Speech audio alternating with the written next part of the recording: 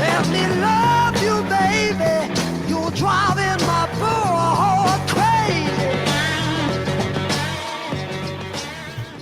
Hey everyone, it's Peter Kerr from Daydream Nation, the channel where we cover all things rock. Please subscribe. It helps the channel and we're building a community. I've got my friend, John the Music Nut. How are you, my mate? I'm doing great, Peter. How about you? Good indeed.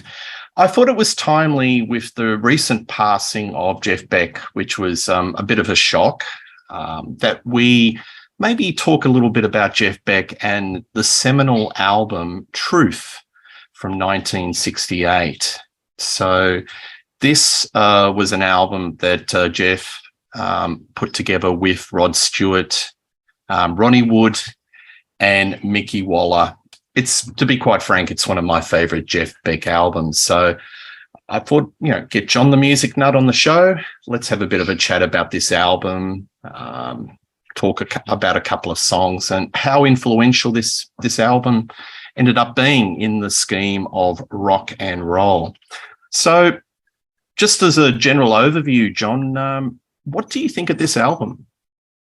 I like this album a lot. It's probably in my top maybe 4 or 5 Jeff Beck albums.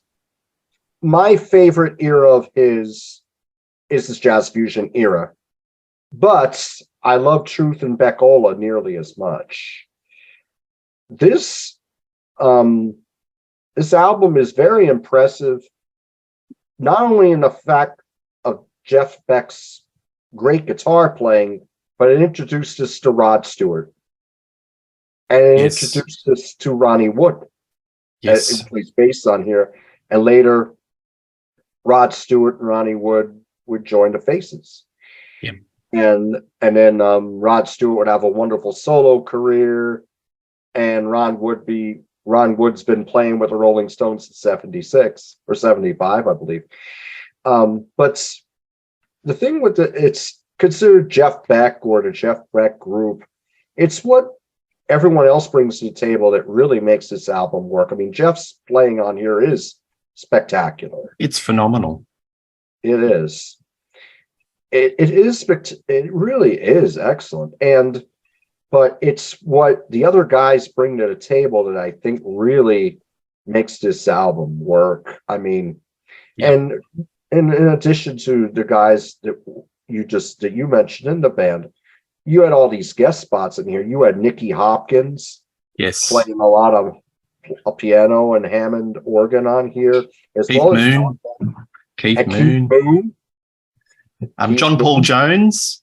John Paul Jones. It's like the all stars of rock and roll on this album. Absolutely. Yeah. Look, I personally came very late in life to this album. And when I put the slab of vinyl on the turntable, pow, it just comes out of the speakers. It hits you right between the eyes.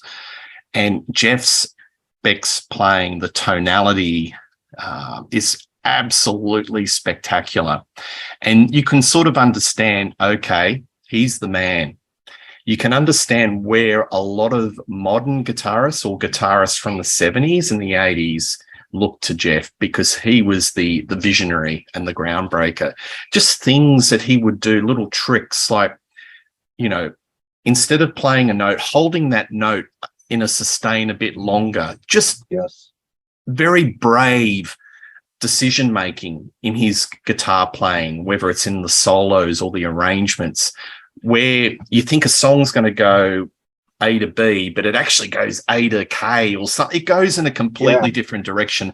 And that's what I like about this album, because it's not straightforward. It does these really sort of left turn decision making. Even Rod Stewart's vocals. Maybe we can just talk about some of the songs, and that'll illustrate where I'm kind of coming from, if you don't mind. So, like the shape of Things, for example, that's the album opener. Yardbirds, it's a classic song, but the way they interpret that song, they make it something completely different, more bluesy. And I was just listening to Rod Stewart's vocals yesterday and just hearing that he's not singing in a straightforward way. He's singing a little bit more left field, but it shows a musical curiosity that he's taking the vocal line in a different direction to where, you know, the Yardbirds had it in a more straightforward direction. And the guitar playing on that song is just phenomenal. So you're taking a fairly sort of power pop, garage rock sort of beat song and then making it something really distinctly bluesy. Yeah, it's got Jeff Beck's fingerprints all over it. What do you think of that song? I love Jeff Beck's version. I like it more than the Yardbirds version. Yes, the so do I. Version, yeah, like the Yardbirds version was just a shuffle. Very straightforward. It's a good song. It's very catchy. And it's very catchy. Yeah, it's very catchy. But, you know, Keith Relf's vocals on there, he doesn't do anything. You know, he just sings it straight. But Rod Stewart is bringing all this drama from the time he opens his voice. Like he opens drama. It's just that's the drama. word. Yeah, that's the sense of drama is the first thing that you think of when Rod Stewart, as soon as he starts singing on here. And the way you said, they take it and turn it into take it in a different direction. Beck's guitar lines they're not standard. He's just it's more about emotion. Yes.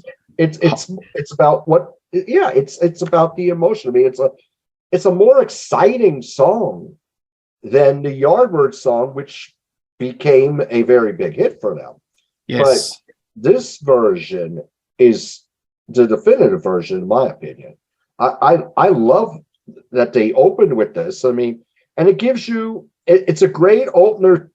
It's a sign of things to come on this album, because this album is a whirlwind of emotions. They don't do everything straight, but they don't do everything heavy either. You know, there's a lot of different moods on here. Absolutely. And not taking the easy route. You know, the decision making of the arrangements and the interpretations is completely left field to what was happening in the day, and it just makes it exciting.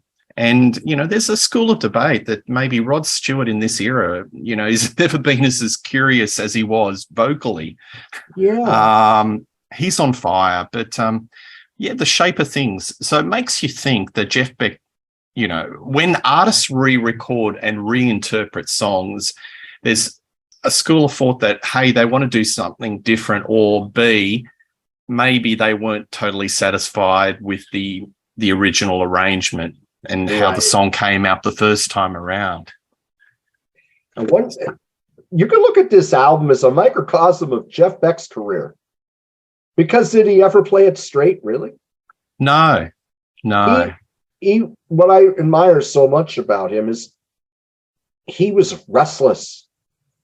His whole career, he never really phoned it in. He didn't just give the people what they wanted. He did what was in his heart and in his head. This is what I want to do. I'm an artist. I'm not just going to do what I'm expected to do. I'm going to do what's inside of me, and I'm going to put that out to the people. And if they like it, they like it. If they don't, they don't. If they like it, great. Yeah. But he never. This isn't like a straight up blues rock album. No. There's a bit of everything. There's R&B. There's honky tonk. There's pop. There's balladry. It's got something for everyone. I'm going to go to the next track. I really love this song, and that's "Let Me Love You." And Rod Stewart's got this insane. I mean, Rod Stewart's got that beautiful raspy voice. The tonality is just so wonderful. Early Rod. I love the early rock and Rod. And on Let Me Love You, he's just the bluesy tones. It just gives a shiver up your spine. What do you think of this song? Another great track. This is the first instance on the album of call and response. Yes. Between Rod's vocal and the guitar lines of Jeff Beck. I wrote that down. Magic. Jeff Beck / Rod Stewart call response. Yes. So we're on the same path. Mm-hmm. Excellent. version. Yeah, absolutely. Now, I'm going to be slightly controversial here, or maybe not. This band was the prototype for Led Zeppelin, without a doubt. I'm thinking that if it wasn't for this band, maybe Led Zeppelin might have been something different. But I'm sure that Jimmy Page and those cats that were in that band in Led Zeppelin were definitely influenced by this album. I think it's the prototype. And I've read a lot of commentators say the same thing. What do you think about that school of thought? Okay, this was, I'm going to say at least, let me just look here, maybe about 6 months before Zeppelin 1. I could see that point. I think Zeppelin 1 on the originals, they were heavier, I think. Like, there's nothing on here like a communication breakdown. Like, communication breakdown really grabs you by the throat. I will say this, as far as the call and response, because Plant and Page do a lot of that on Zeppelin 1. They could have borrowed that from this. Yeah, well, Zeppelin 1, I grant you, is heavier, but this is heavy. It's deep. It is. There's a deep groove. There's riffage. I'm just saying maybe Led Zeppelin may have taken it a bit more heavier, but this was certainly laid the foundations, the footprint for Led Zeppelin 1, without a doubt. Yeah, I can't argue it. I mean, I never really thought about it that way, but yeah, you make an excellent point here because you could pick up some of the things here and there. Now, I think they do a version of You Shook Me on Zeppelin 1, but it's not as exciting as the version here on Truth. There, they keep it more as a slow blues. Let's talk about You Shook Me. We're jumping all around, folks, so that's cool. That's the way I want it. Willie Dixon, it's a famous Muddy Waters cover. He did on his live album, and I think it's dynamite. It is very, very exciting, and Jeff Beck's guitar playing is really coming to the fore. And you know, a lot of the points that I made at the start of the show.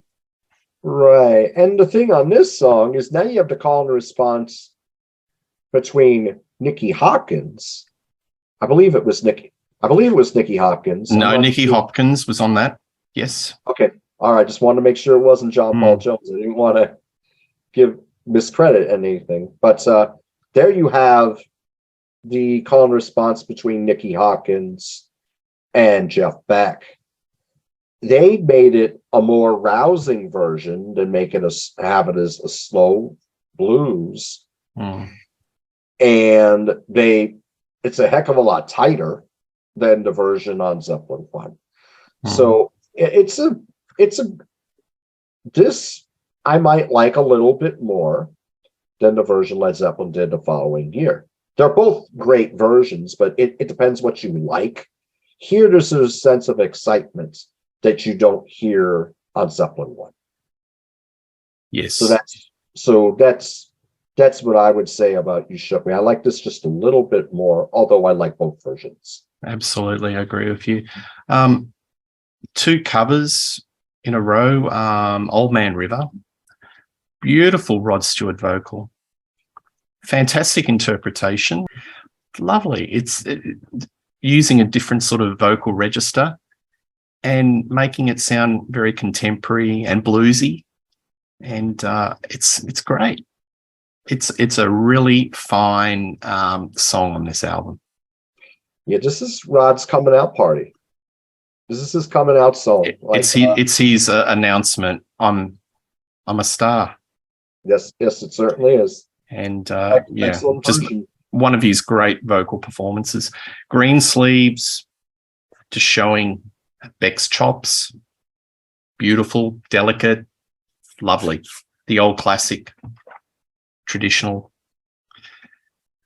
Yes. And then we've got probably my favorite track on the whole album, And I think from memory, I did discuss this in a previous show with you and Ryan Gavalier, one of my favorite Rod vocal performances, and that's Rock My Plimsoll, another Beck Stewart composition.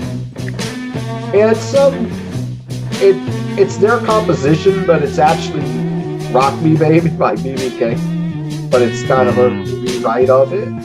But yep. It's a very exciting version nonetheless. Like a lot of the ideas here for the songs are borrowed, but they make them their own. Rock My Plimsoll, certainly one of the highlights of this album. Oh, really, great vocal performance. An absolute deep groove. Love it. And then you got Bex Bolero, which is an instrumental highlight for Jeff Beck, where you got Keith Moon on drums and John Paul Jones. What do you think of this? That was the song back in the glory days of album-oriented rock radio. Mm-hmm. That was the song you always heard off this album. Bex Bolero never fails to excite. It is a wonderful song. It's 3 minutes of glorious fury. That's all I could say. I mean, the drumming, as soon as you hear the drums kick in after Jeff does his opening guitar line and the relentlessness there, you're like, oh, that's Keith. Because you hear Keith Moon, you know it's him. Because Keith Moon is a huge surf rock fan, and the drum patterns are unmistakably Keith Moon, without knowing it. And John Paul Jones plays on this particular track, so it's a highlight for sure. I know we're skipping over songs, but I've got to talk about "I Ain't Superstitious," the old Willie Dixon number. I mean, that's been a number that's been covered by so many artists, but gee whiz, I think the Beck version has got to be right up there. I think, to me, this is the definitive version. And again, it's because Rod Stewart sings the heck out of it. I mean, his vocal on here is amazing and a fantastic track. Yeah. It's hard to even pick what your favorite would be here. I mean, I Ain't Superstitious is certainly a highlight, but I mean, there's so many wonderful tracks on here. Yeah. I Ain't Superstitious along with Bex Bolero are probably the most famous because Bex Bolero got played a lot in the States, and I Ain't Superstitious has been covered by so many artists, most notably Megadeth on the Peace Sells But Who's Buying album. It was the first one that I heard all the time. Like, I mean, probably because I heard the album, because I bought the album. Yeah, so. Absolutely. But so what are your favorite tracks off this album? Pick 3. Sure. One we haven't mentioned would be one of my favorites. I love Morning Dew. Oh, the Bonnie Dobson folk number. Which Tim Rose later redid, and it's been done Nicky Hopkins on piano. That's a lovely arrangement. Yeah, and the Grateful Dead did it forever as a live song, but they'd slow it down to a crawl and they'd stretch it out. But the version on here is magnificent. But that would be one. Bex Bolero would certainly be one. And probably Shapes of Things, just because it brings the album roaring out of the gate. Yeah. I just like the fact that they made a lot more rocker than a shuffle like the Yardbirds did. Yeah, I'd have to say Let Me Love You, Rock My Plimsoll, and You Shook Me. They're my 3, but I think it's almost a perfect album in my books.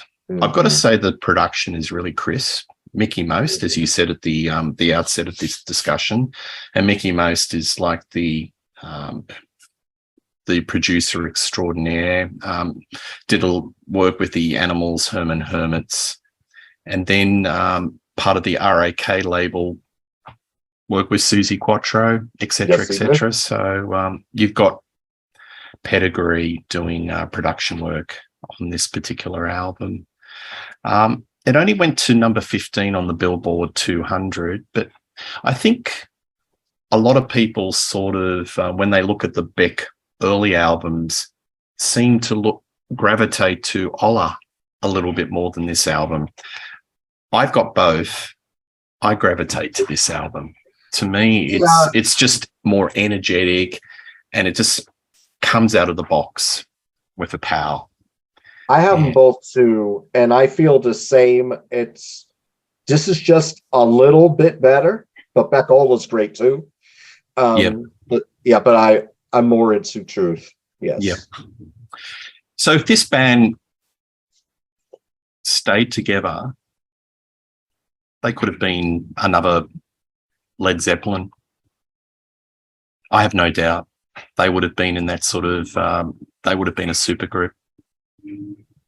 That's the key. If they would have stayed together, but Jeff Beck being who he was, he would have wanted to take it to a different direction, and if it wasn't quite going the way he wanted, he just do his own thing anyway.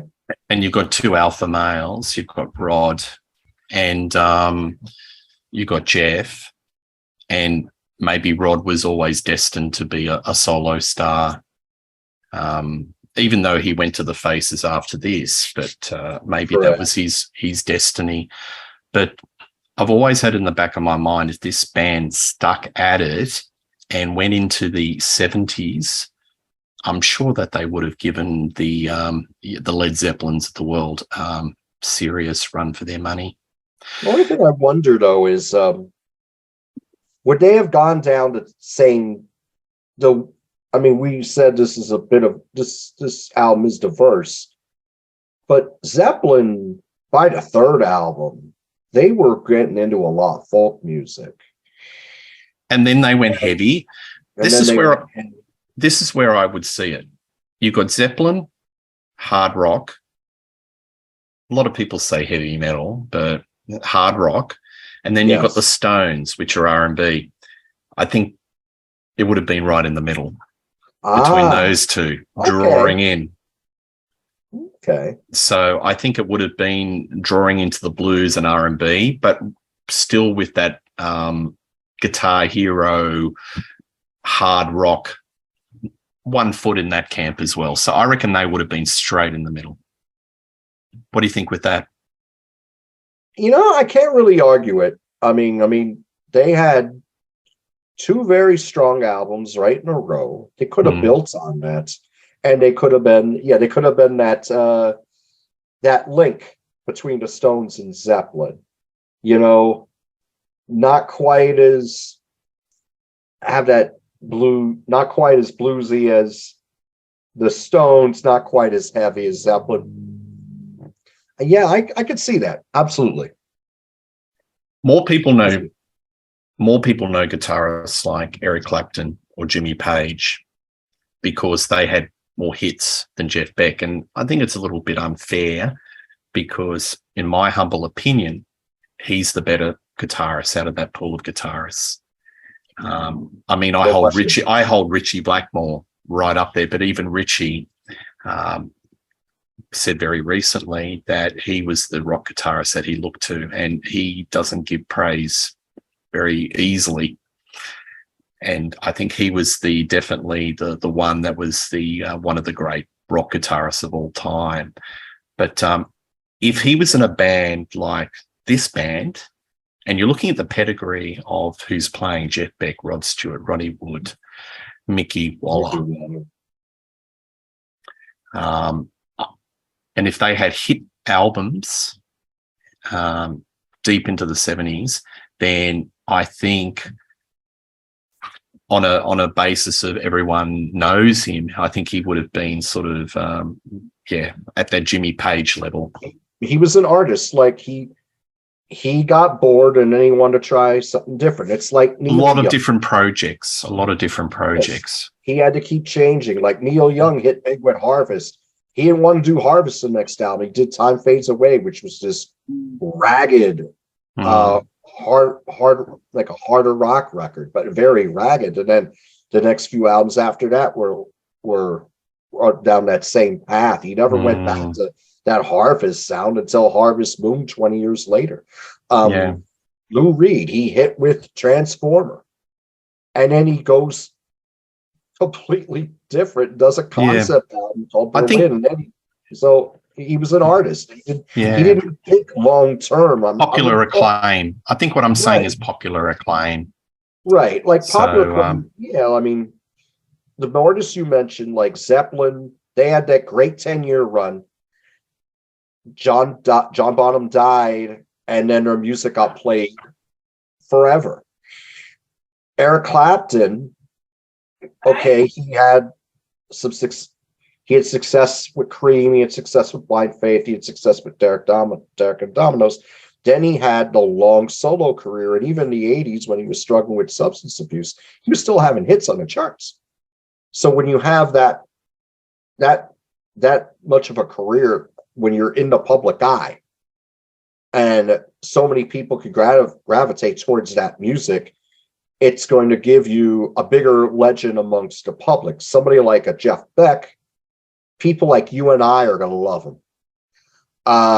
Musicians are going to talk so highly of Jeff Beck. You talk to anyone who's a musician, serious musician, you just mention word Jeff Beck, and they'll talk to you for a while about how influential he was and how creative he was. 100%. And I think, let's face it, in the press, to see Jeff Beck in the last couple of years would be playing with Johnny Depp.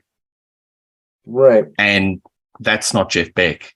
Jeff Beck was played with many, many different people, did many different projects, and he was sort of almost in that cult guitar magazine hero status. But what I'm saying is, if he stuck with this band, and I certainly believe they were a fantastic band. They were deep into the 70s. They would have given Zepp a run for their money, sold albums, and he would be more in popular culture alongside Eric Clapton and Jimmy Page. Because when I name those three, they're all from the same pool, the Yardbirds, but Jeff Beck is the one where people, the common people, scratch their heads and go, Jeff Beck, what did he do? Which is, shouldn't be, because he's probably the most talented of the three. I agree, but maybe his talent was such that, not to sound, how can I put this? Maybe the mainstream weren't going to get it. We love music.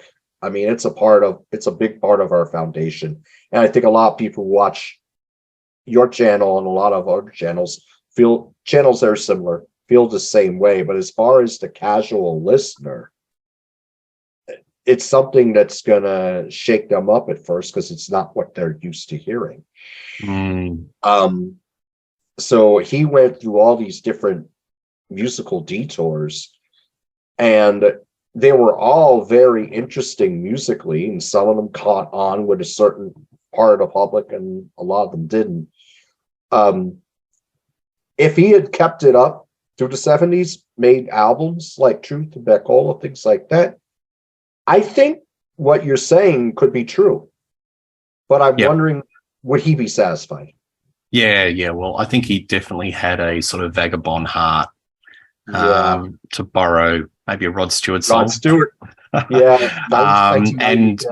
And I think artistically he was very curious, and he just wanted to collaborate with different people and explore different avenues. But thank you, John. As always, you deliver. Thank you. And I think, as I said, this is very timely to cover this album. I think we both agree it's a masterpiece, or pretty damn good.